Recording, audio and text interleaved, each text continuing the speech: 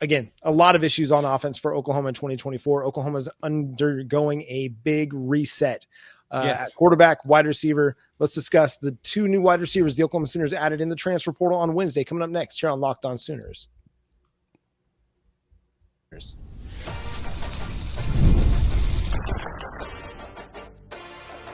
You are Locked On Sooners, your daily podcast on the Oklahoma Sooners. Part of the Locked On Podcast Network, your team every day.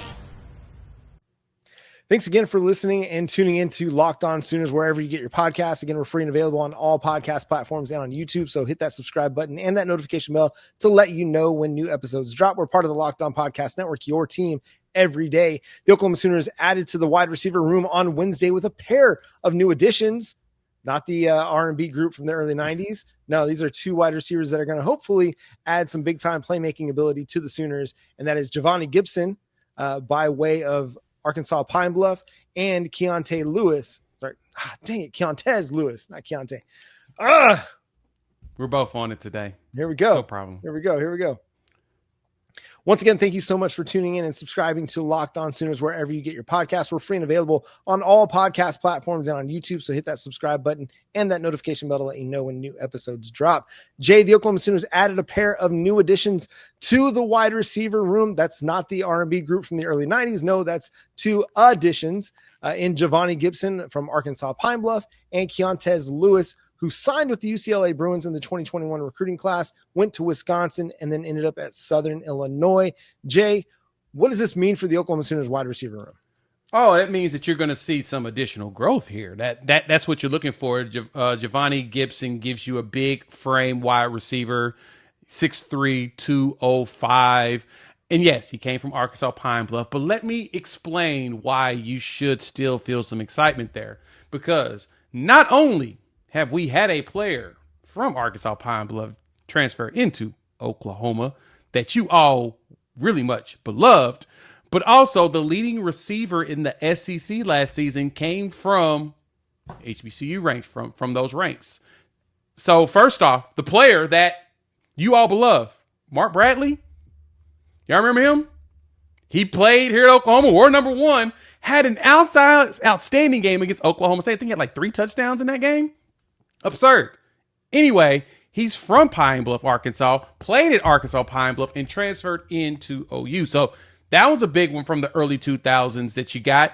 And then, of course, Andrew Armstrong. We talked about this in the green room not too long ago. John, the leading receiver in the SEC. So players come from all walks of life to get here. And I think Javonnie's one of those situations where he was just not looked at. The evaluation wasn't there.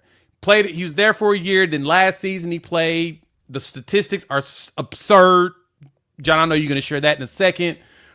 But the big thing is that if he played with us last year, he'd been open and deep like crazy there. I think that would have been one player that I know that Jackson Arnold and Michael Hawkins would have just chunked it up to and say, hey, man, just go get it. Because he's one of those guys. And him coming from, was it Opelicious? Is it Opelicious? You said it right? I'm not going to try to pronounce it, man. It's I got the YouTube video of them talking about it. I keep forgetting how to pronounce it. But anyway, that's where Keontae came from. Very small town in Louisiana. And the dudes that usually come through there are usually dogs. More so, yeah, they dogs. So we got us a player that I think can ball out. Yeah, I'm excited about the Louisiana connection. Dude, the Keon Coleman connection, that fires me up. I love me some Keon Coleman. That's awesome. I didn't know that one. No, but he was very productive for Pine Bluff, man. He had 70 catches for 1,215 yards and 9 touchdowns. He had 5 games over 100 yards receiving. 3 of those were for more than 170 yards receiving last year. So, like you said, big body guy. He's 6'3", over 200 pounds. And this is one of those moments where I think it's a kid that just went under the radar. He was underevaluated. He had no stars coming out of high school. And I was talking to a D2 coach actually at my daughter's picking up my daughter from school today. And we were just talking about the transfer portal and all that. And we are just talking about how a lot of times, like, these are the kids that would end up at a D2 school and stay there, or an FCS school and stay there and never really get that opportunity to go to the big time because the transfer portal was non-existent, or he'd have to sit out a year before he went to a big time program like Oklahoma. But this is kind of where the beauty of the transfer portal comes in, is that he's got an opportunity now to go earn a job at Oklahoma. Now let's talk Keontez Lewis. This is a kid that's very fascinating. He was a 3-star prospect that signed with UCLA out of the 2021 recruiting class, transferred to Wisconsin, had a solid year with Wisconsin in 2022. But then after they hired Luke Fickell, following that season, kind of fell down the depth chart a little bit, only played one game, and then entered the transfer portal in September of 2023 before landing at Southern Illinois. And again, he had a productive season for the Salakis. I think I'm pronouncing their mascot name. Yeah, I don't know what we're doing there. I'm guessing it's some Native American tribe up there that I'm not familiar with. But he had a productive year, 49 catches, 813 yards, and 5 touchdowns. You shared some of the film against BYU on social media. He had 2 catches for 49 yards against the Cougars. So another really intriguing prospect that gets added to the Oklahoma Sooners wide receiver room. Yeah, very much. And it's Opelousas. I was right. I went ahead and listened to that just a second ago. But no, I think it's fascinating in pointing that out that, I was talking to Colin Kennedy over there at 247 earlier, and it's funny, there's a statistic out there that like 60 or 70% of the dudes entering the portal have been at like 2 or 3 different schools. So you see a lot of movement. And in some of them, like in this situation, it seems like they get trapped in a situation where they keep getting new coaches.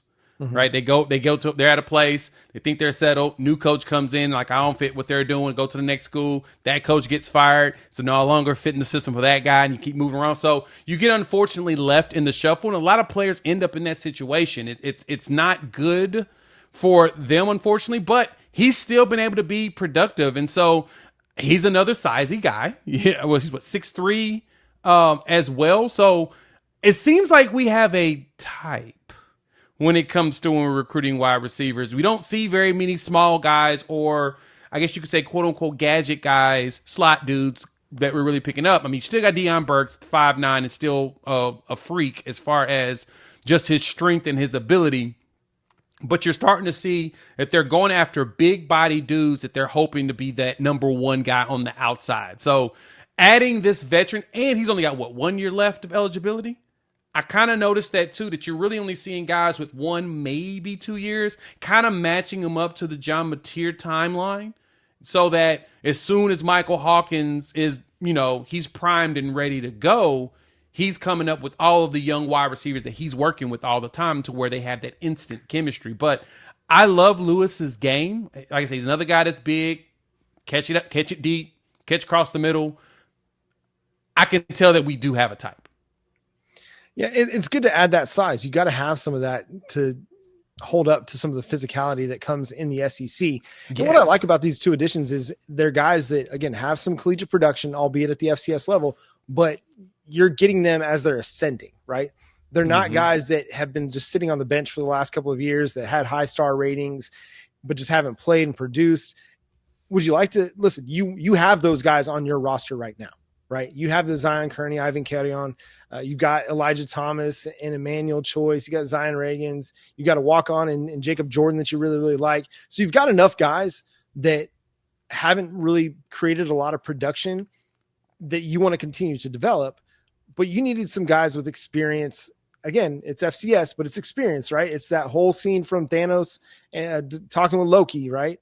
Mm-hmm. And I'm not experience is experience. Experience is experience. It doesn't matter if it's FCS or D2 or group of 5, it's experience. And that kind of stuff matters. And I wonder if you'll start to see more of that kind of thing where a guy was playing like in Keontae Lewis's instance, where he's playing at the Power 5 or Power 4 level.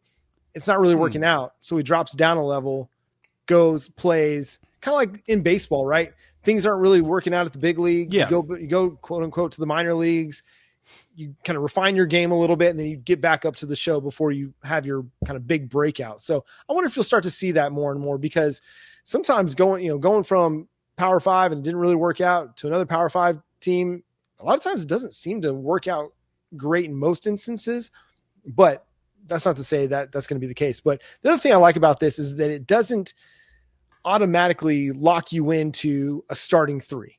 Deion Burks is going to start for you because if he's healthy, he's just that dynamic of a player. But the rest of your wide receiver rotation, it's kind of up for grabs, and you're going to allow competition to kind of just determine who's going to be the starters on the outside. Yeah, exactly. No matter what it's going to be the guy that steps. It's going to be the next man up type situation. You're going to need the player that steps up and wants the job and will be willing to go in and take the job. And that's probably what we're going to be looking at here with these players. And so adding to veterans statistically that put up actual production and numbers. I saw somebody posted on social media, and I had a debate with a few other people about it, and I thought it was intriguing. They said that if you notice, you'll see coaches that are more willing to go after guys in the lower divisions that have actual production rather than guys that are coming from the P4 and didn't play, that have no production.